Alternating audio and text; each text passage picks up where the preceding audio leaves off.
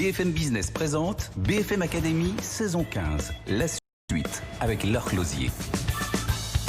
BFM Academy, la suite, on continue de débriefer toute cette saison de la BFM Academy qui a quasiment duré un an. On a commencé les appels aux candidats, c'était en décembre 2019. On finit avec la finale le 12 octobre 2020. On est quelques jours après la finale. On revient sur cette saison extraordinaire. On est toujours avec Fabrice Marcella. Rebonjour. Rebonjour. Nous ont rejoint sur ce plateau Thomas Faure qui représente Life 01, un purificateur d'air intérieur capable d'éliminer les virus et pas que le coronavirus. Il y en a plein d'autres. Vous allez nous raconter ça dans un instant. On est aussi avec Quentin Horry qui représentait les mini-mondes, des jouets en plastique recyclés et made in France qui est allé jusqu'à la demi-finale. Tout à fait. Il faisait partie des 12. Également parmi les 12, Paul Casse qui représente CAPS, une solution urbaine des transports aériens. Et on est toujours avec le gagnant de la BFM Academy de cette année, Romain Renard qui représente Meditech. Ça va toujours, Romain? Ça va toujours là.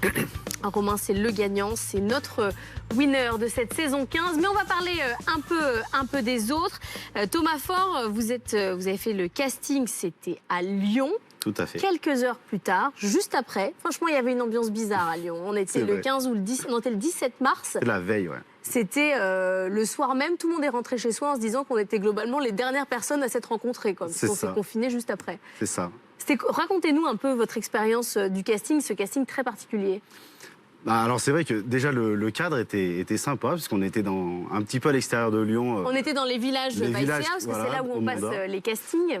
Et c'est vrai qu'il y avait une ambiance un peu particulière parce que tout le monde scrutait un petit peu les annonces qui avaient été faites par le gouvernement pour nous annoncer ou pas le confinement. Donc c'était assez particulier. Mais malgré tout, on a quand même eu la chance de tourner et donc voilà, c'est resté quand même une expérience positive sympa. Mais je me souviens, ce qui était compliqué, c'est qu'on était au début des gestes barrières, etc. On ne savait plus quoi faire une fois qu'on s'était touché, on ne savait plus quoi faire une fois que c'était passé un micro. Enfin, c'était... Et puis cette ambiance un peu de fin du monde quand même. Hein, C'était bizarre. Hein. Il y avait un peu une ambiance de fin du monde et puis... il y avait quand même cette excitation aussi autour des problématiques liées à la crise du Covid. Je me souviens qu'il y avait aussi un autre concurrent qui fabriquait des bornes qui permettaient de se désinfecter les mains. Voilà, tout à fait. Qui a explosé, lui, du coup, avec la crise, enfin explosé positivement, hein, je veux dire, il n'a pas explosé sur place. Mais du coup, lui, il s'est retrouvé boosté par la crise financière, par la crise sanitaire. Vous, c'est votre cas aussi. Vous avez donc ce purificateur d'air qu'on met dans les immeubles. Oui. Est-ce que ça a créé un engouement pour votre produit? Oui, alors en fait, ça a effectivement créé beaucoup de traction sur notre marché, puisque ça a sensibilisé le grand public finalement aux problématiques de contamination d'air, à la capacité qu'a l'air à diffuser malheureusement des virus et des pandémies mondiales. Donc effectivement, on est très sollicité pour intégrer nos produits dans différents habitats ou différents logements. Donc ça nous a apporté effectivement beaucoup de contacts de manière assez positive. Et on est dans cette phase en plus où on pré-commercialise notre produit, nous, auprès des promoteurs immobiliers de logements neufs. Donc du coup, ça a amené une visibilité importante, effectivement, sur notre solution. L'objectif, c'est de créer un label Life One en disant cet immeuble est vendu avec la technologie Life One. Voilà. En fait, on offre effectivement aux promoteurs immobiliers de logements neufs un label de qualité d'air intérieur qui leur permet de se différencier de la concurrence, donc d'offrir un axe différenciateur au moment de la commercialisation, donc d'augmenter leur marge commerciale, de vendre plus rapidement leurs biens et surtout d'offrir la garantie d'un logement sain à leurs clients. Et l'idée, c'est effectivement que la personne qui acquérisse le logement soit rassurée et sache que dans ce logement-là, il y aura un impact positif sur sa santé et qui sera en tout cas protégé des problématiques de pollution d'air. Et là, les oreilles sont un peu plus attentives aujourd'hui. Alors voilà, aujourd'hui, les oreilles sont beaucoup plus attentives. Déjà, aujourd'hui, les gens savent ce que c'est qu'un virus, la taille que c'est un virus. Comment est-ce qu'il se transmet. Donc effectivement, ça éduque finalement le grand public. Et vis-à-vis du time to market de notre solution, c'est vrai que ça apporte une grosse valeur ajoutée, puisque malgré tout, il y a des réglementations qui arrivent et qui vont imposer des solutions de maîtrise de qualité d'environnement intérieur. Mais vous disiez, on était dans les coulisses tout à l'heure, vous disiez on n'entend parler que du coronavirus et pourtant, nous, notre solution, elle est utile à plein d'autres choses. Je crois que le virus de la grippe est beaucoup plus gros, par exemple, que celui du coronavirus. Vous le filtrez aussi. Voilà, alors effectivement, nous, on filtre les 3 typologies de polluants, hein, les polluants particuliers, biologiques et chimiques. Donc, les virus font partie des contaminants biologiques. Le coronavirus est un virus relativement similaire à celui de la grippe, qui a finalement une taille très facilement interceptable avec des technologies de filtration comme la nôtre. Donc aujourd'hui, on ne nous parle plus que du coronavirus parce qu'il est sur les lèvres de tout le monde, mais notre solution est efficace sur l'ensemble des virus finalement, puisqu'on filtre des particules 100 fois inférieures à la taille d'un virus. Vous n'avez pas l'iPhone au Crédit Agricole BICA? Et non, pas encore. Bah alors. Mais je reprends ma casquette de coach. En fait, ça m'amène plein de questions. Je suis désolé, mais non. Mais il va vous aller à la fin, il va vous éliminer. Mais non, c'est trop tard. La question que je voulais vous poser, c'est comment faites-vous la preuve des bénéfices de votre solution auprès des occupants? Parce que le virus, il est invisible. Ouais. Est-ce que c'est le fait de ne pas choper le virus? Enfin, comment on fait la preuve de ça? Alors effectivement, c'est une très bonne question parce que cet environnement qui est invisible, finalement, on n'a pas idée est-ce qu'il est nocif ou pas. Donc en fait, notre solution intègre des capteurs de mesure de qualité d'air. On mesure différents paramètres, notamment les paramètres particuliers et chimiques, et on calcule un indice de qualité de vie qu'on restitue sur notre smartphone à travers une application mobile dédiée, puisque notre solution est un produit connecté. Donc finalement, on éduque aussi et on permet à tous et à chacun de prendre conscience de l'environnement dans lequel on évolue grâce à notre solution connectée. Ah, faut regretter maintenant de ne pas l'avoir mis dans les équipes. C'est trop tard. L'année prochaine. Bah, l'histoire montre que repartir, recommencer, ça marche pas bien dans la BFM Academy. C'était le dernier coup, mais c'est pas grave. Non, c'est pas grave. On peut réussir sans avoir fait la BFM Academy. Oui. Aussi, Quentin Horry, vous représentez les mini-mondes des jouets en plastique recyclé Made in France. Oui. Donc je disais tout à l'heure casting, je sais plus, maintenant j'ai oublié, c'était où déjà? Casting, moi c'était au Mans. C'était au Mans, donc c'était juste après. Bah, c'était la première ville à la reprise. C'était là où on était tout foufou, quoi. On était tout prêt, en pleine forme. Alors là, c'était ambiance totalement différente. On était hyper contents de se voir. On avait l'impression que tout allait bien, que tout avait changé. Comment vous êtes préparé pour la période des castings? C'était pas le premier, vous avez déjà fait pas mal d'émissions. Ouais, non, enfin c'est toujours... non, on se prépare toujours un petit peu en arrivant devant, on commence à répéter avec son chronomètre dans les mains, mais non, mais c'est vrai que maintenant l'histoire, on la connaît, et puis l'aventure, disons qu'on la maîtrise, mais en tout cas, voilà, il y a toujours un petit peu de stress avant de commencer. C'est quand même une question qu'on se pose, notamment avec Fabrice, sur cette question du pitch. Avant, parce que c'est la 15e saison de la BFM Academy, au tout début, on faisait passer des pitchs, on en avait un candidat sur deux qui n'arrivait pas à aller au bout. C'est-à-dire que c'était éliminatoire, parce que s'exprimer devant une caméra, c'était radical. Aujourd'hui, moi, quand je fais passer les castings, j'ai un candidat sur deux qui dit, vous voulez 1 minute, 1 minute 30, 2 minutes, je peux faire ce que vous voulez, plutôt investisseur, plutôt commerce, enfin ils ont plusieurs pitchs, on sort un tiroir et on le sort. C'est un peu votre cas ou pas? Disons que c'est un exercice qu'on fait fréquemment maintenant, c'est vrai. Et puis après, avec les minimums, on a la chance d'avoir une histoire qui est assez authentique et finalement assez simple à raconter aussi aux gens. Donc voilà, c'est vrai que c'est un exercice qui est assez familier maintenant pour nous. Vous racontez l'histoire, vous partez de votre petite famille et tout. À Life One, vous aussi, vous avez une histoire à raconter, histoire familiale. Bien sûr. Je me souviens plus si au début du pitch, vous re-racontez tout ça. En fait, faites le storytelling quand même. On fait un peu de storytelling parce qu'effectivement, on a une histoire qui est forte. Notre solution est basée sur 40 ans d'expertise dans la maîtrise de la contamination de l'air dans le milieu industriel de pointe. Donc on conçoit et on construit des salles blanches pour l'industrie pharmaceutique, la microélectronique. Et en fait, ce sont des technologies finalement qu'on a éprouvées dans l'industrie de pointe, qu'on a dérivées dans un produit qu'on a packagé pour le logement. Donc on est assis effectivement sur une expertise qui est forte et on a une histoire forte parce qu'on est une équipe familiale à la tête de l'entreprise. Vous, Paul, à CAPS, vous êtes tout seul ou vous avez des associés? On est 3 associés fondateurs au départ. Et vous avez travaillé sur ce storytelling? Il était une fois l'histoire de CAPS? C'est l'idée, oui. Aujourd'hui, quand on apprend à pitcher, on nous dit souvent que ce qui attire le regard des gens et l'oreille, ça va être de personnaliser notre histoire et de raconter comment nous, on est arrivé à ce projet-là et ce qui nous motive, en fait. C'est transmettre notre motivation sur le projet qui fonctionne plutôt bien en général. Et du coup, vous racontez, vous travaillez avec des communicants, vous êtes préparé comment, vous, pour la phase de casting? C'était à Paris? Beaucoup de répétitions, tout seul devant son miroir, avec un petit chronomètre. Après, on répète devant des gens qui en ont déjà fait. C'est vrai qu'on a déjà plusieurs pistes de préparer. Mais souvent, toutes les émissions ou les formats qu'on fait nous demandent jamais la même durée, donc il faut adapter le petit pitch. C'est assez sympa comme exercice à chaque fois. Mais oui, c'est tout seul devant son miroir à répéter et répéter. Mais qu'est-ce qui vous faisait le plus peur? Le pitch, alors Fabrice va dire c'est moi en fait qui fait le plus peur, mais le pitch, l'émission d'après, parce que vous aussi vous étiez parmi les 12 demi-finalistes, c'était plus impressionnant d'être sur un plateau TV, c'est le même qu'aujourd'hui, ou dans une boîte à pitch? Ni l'un ni l'autre, c'était plus d'arriver à transmettre un projet qui peut paraître un peu futuriste et loin des réalités actuelles, d'arriver à donner cette envie d'y croire et de penser que c'est une réalité qui va arriver dans les années qui arrivent. Parce que c'est vrai que vous, votre enjeu, c'est qu'on y croit, en fait. Exactement. Donc il faut vendre du rêve. La voiture volante fait partie de l'imaginaire commun depuis quand même maintenant quelques années et les gens aiment bien suivre ceux qui essayent de rendre ça une réalité. Donc ça va là-dessus, on attire bien le regard, mais oui, c'est convaincre aussi l'industrie que c'est quelque chose qui aujourd'hui n'est pas réglementé, mais qui va le devenir et qui a son futur dans nos villes. Vous avez partagé le même coach avec Romain, Philippe Pouletti, vous faisiez partie de la même équipe. Qu'est-ce qu'il vous a dit, Philippe, dans la préparation ? Alors que justement, vu que j'étais sur un projet ambitieux et à long terme, de ne pas trop m'avancer sur des données que je ne maîtrisais pas encore et que personne ne maîtrisait encore. Donc, pas trop de rêves. Exactement, de rester dans le concret de ce que je connaissais et de ce qu'on maîtrisait pour pouvoir poser les bonnes questions et trouver les bons interlocuteurs afin de répondre aux questions qui sont encore en suspens aujourd'hui. Et il en reste encore quelques-unes vis-à-vis de la voiture volante. Vous en êtes où là aujourd'hui? On s'est vu, je ne sais plus, il y a 1 mois et demi, 2 mois. Ça a avancé votre projet ou pas? Alors tout à fait, il y a 1 semaine et demie, on a réussi notre premier vol test de prototypage. On a commencé notre projet par faire un premier prototype à échelle réelle. Donc c'est les vraies cabines où on exactement. Un peu à des alors là, le premier test n'avait pas toute la structure et l'aspect extérieur de l'appareil, seulement la partie technique, on va dire les hélices, les moteurs et la batterie, et aussi son plan de vol, qui a réussi son premier décollage il y a 1 semaine et demie, et la cabine et la structure arrivent dans les semaines qui viennent. Et c'est allé de où à où? C'est allé du sol à quelques mètres. En termes de réglementation, même pour des tests, on est obligé de faire... Dijon, quoi. C'était quand même... c'est juste ça a décollé. Même pour des tests, on est soumis à une réglementation très forte. Ah bah oui, bien sûr.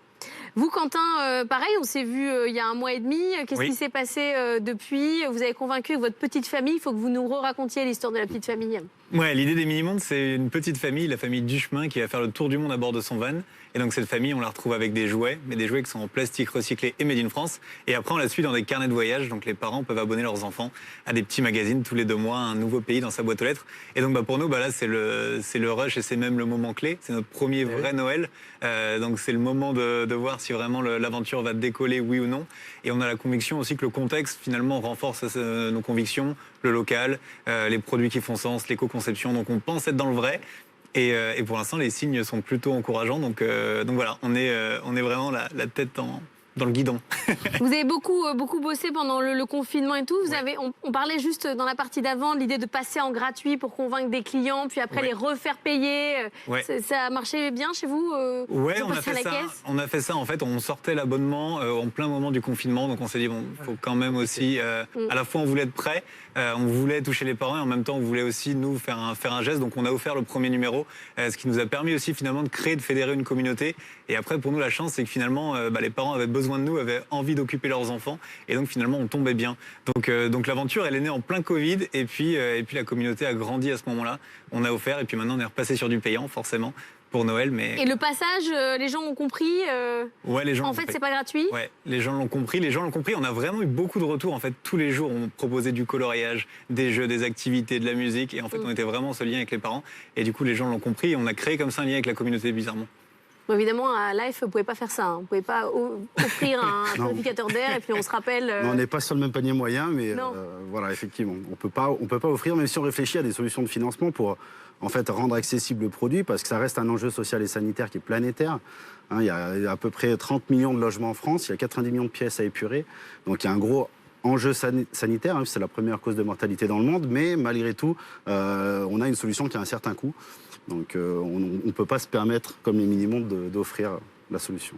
Vous travaillez en famille avec vos frères et votre père. Je vois, moi, de moins en moins d'entreprises familiales dans les startups. On est plutôt sur ce qu'on disait juste avant, les binômes de gens qui n'étaient pas forcément amis, mais qui sont vraiment complémentaires sur les activités, la com, le bizdev. Vous êtes organisé comment en famille? Alors, l'avantage, c'est qu'on a une famille très complémentaire aussi. Ah oui, si vous avez un bizdev, la com.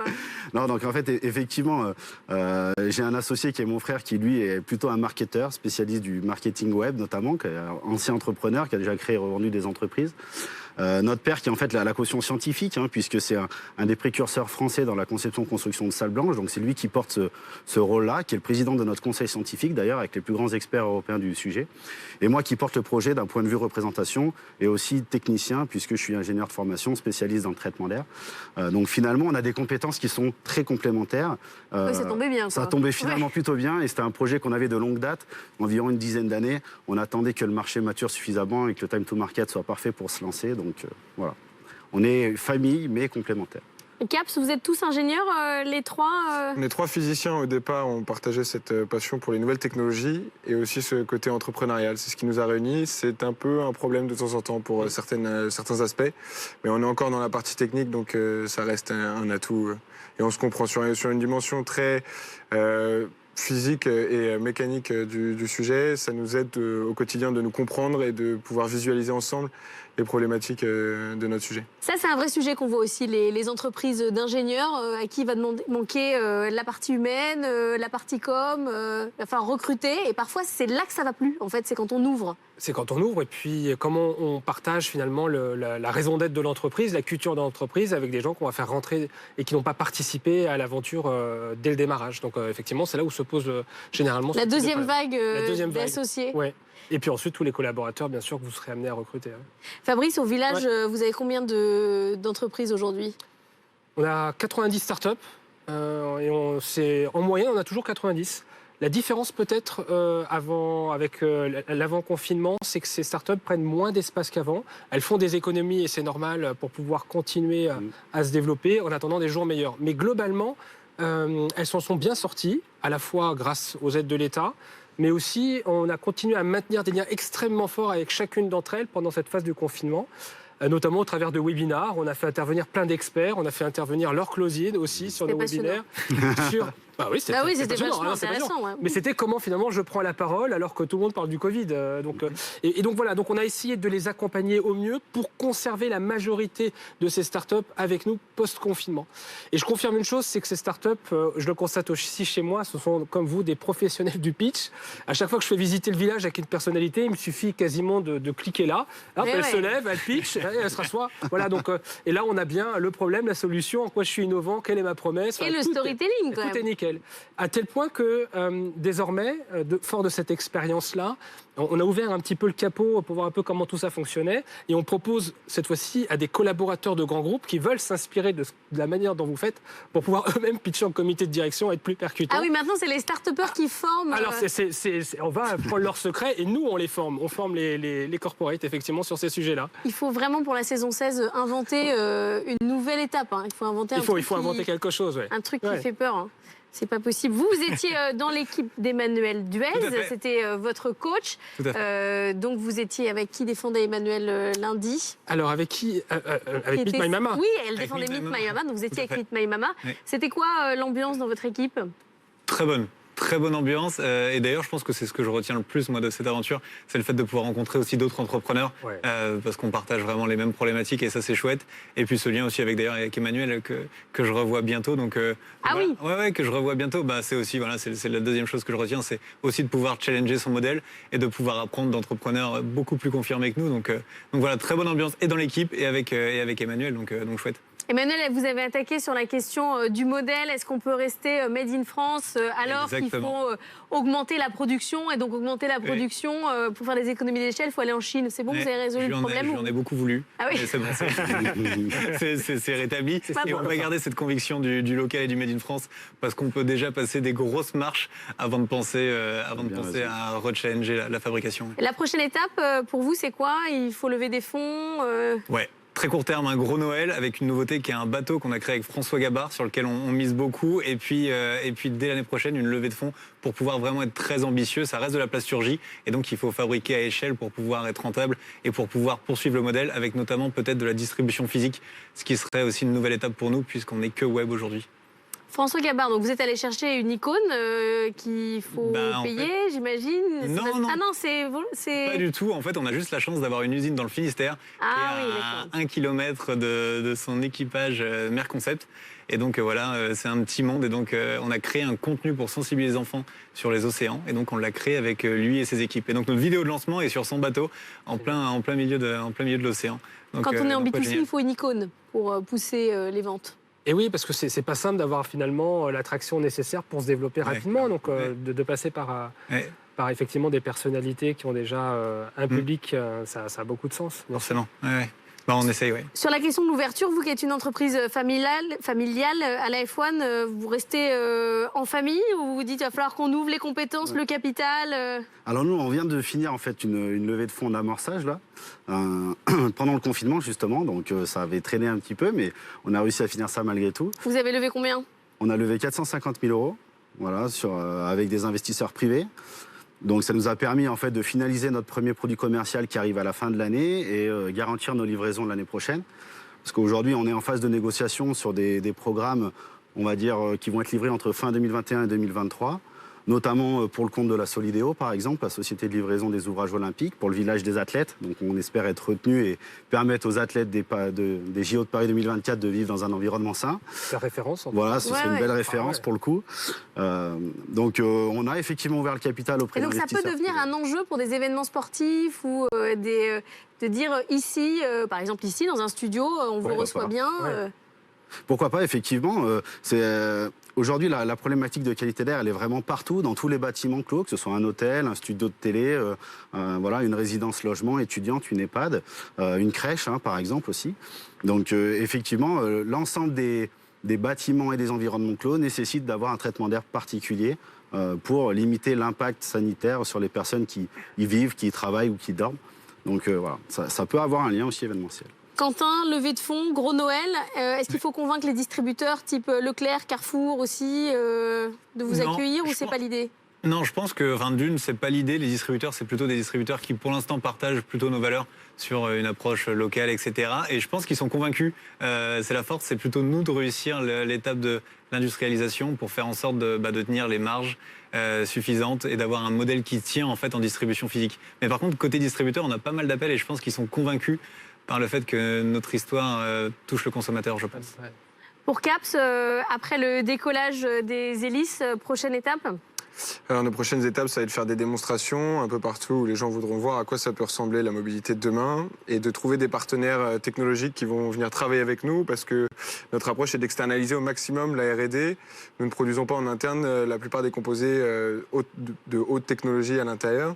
L'idée, c'est de travailler avec des institutionnels de l'aéronautique qui ont déjà des process en cours de certification afin de les assembler au plus vite et d'arriver le plus rapidement sur le marché, le jour où le marché se libère avec une réglementation. Et là, l'aéronautique, en ce moment, c'est pas... C'est de la technologie de pointe, donc c'est du composant, mais ça va pas être... Donc vous êtes sur les budgets R&D qui n'ont pas changé? Exactement.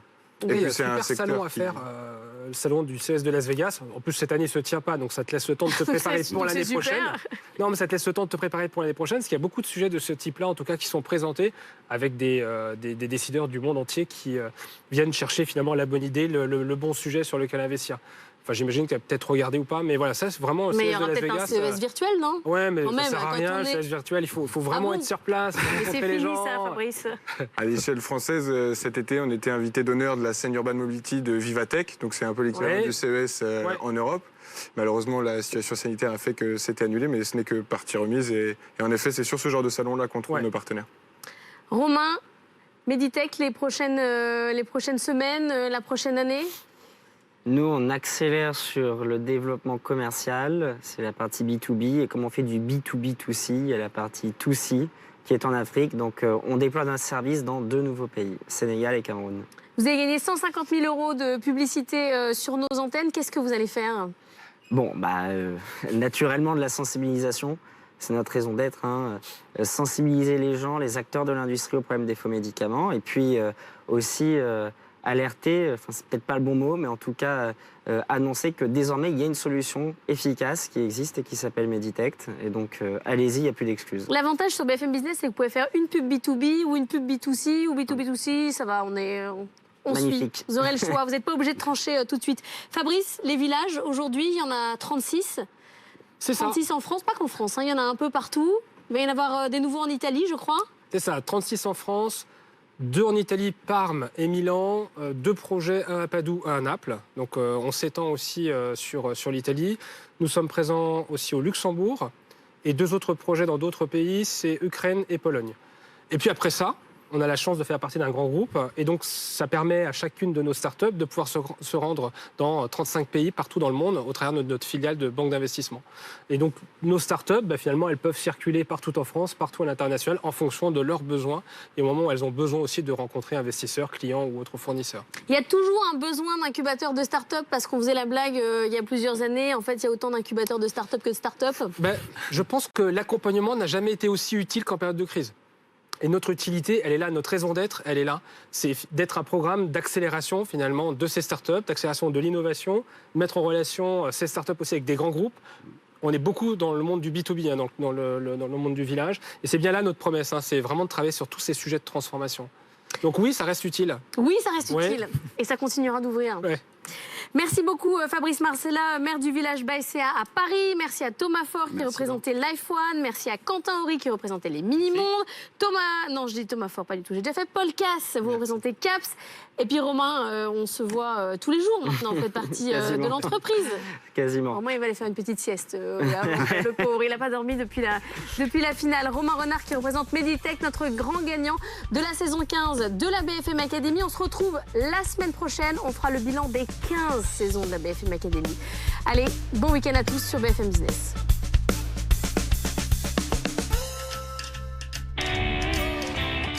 Retrouvez tous les candidats et l'intégralité de la saison en replay sur bfmacademy.fr.